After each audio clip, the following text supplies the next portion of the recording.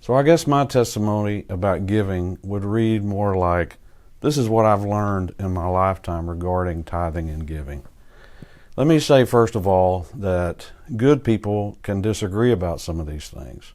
So if we disagree, it doesn't mean we can't be friends. It just means you're wrong. I'm just kidding. That's some church humor. Seriously, I do believe we can find plenty in the Bible that we can agree on pertaining to our giving to support the work of the local church and the kingdom of God. Briefly, my understanding of how God has instructed me to give boils down to this: pay your taxes and freely and generously give what you want to God. I need to elaborate on that a little. In the Old Testament, God's people paid a tithe, or a tenth, to fund the government, another tenth to pay for all the feasts and national temple events, and another tenth every third year to help the poor, plus a temple tax. And they were not to harvest the corners of their fields or pick up any of the harvest that fell from the wagon.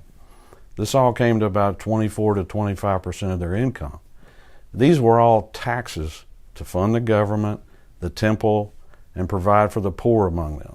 This was not free will giving. Free will giving was based on the heart of the giver. These kinds of gifts were what was used to build the temple. And at that time, they had to tell the people to stop giving because they had more than enough.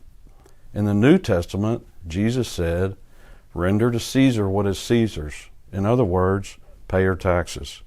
Be a good citizen. He also paid his temple tax, even though he had Peter catch a fish and get the money from its mouth. Then he went on to say things like, "Give, and it will be given unto you, good measure, shaken down and running over." That's in Luke 6. And in Matthew 6, "Lay up for yourselves treasures in heaven, for where your treasure is, there your heart will be also." The principle he was teaching was, sow sparingly, reap sparingly. Sow bountifully, reap bountifully. God promises to bless faithful givers. Now, this is not the prosperity gospel where the goal is to get riches in return. That's a pyramid scheme where people on the top get rich. This is investing in eternal things. The motivation comes from what is most important to you. We use a blended system in our family that helps to keep us faithful in giving regularly.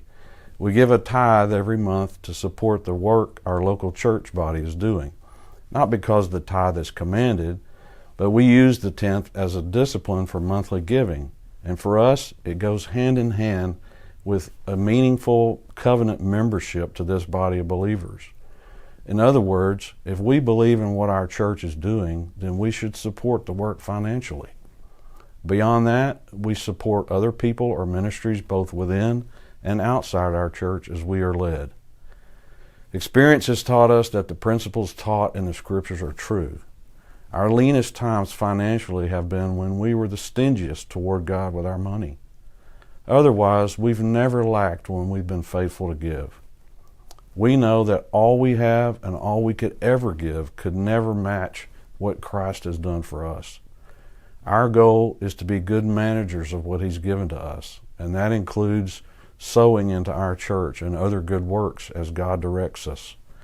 If our motivation for giving comes from remembering what God has done for us and being cheerful givers, we believe we've obeyed the words of Jesus and invested in eternity.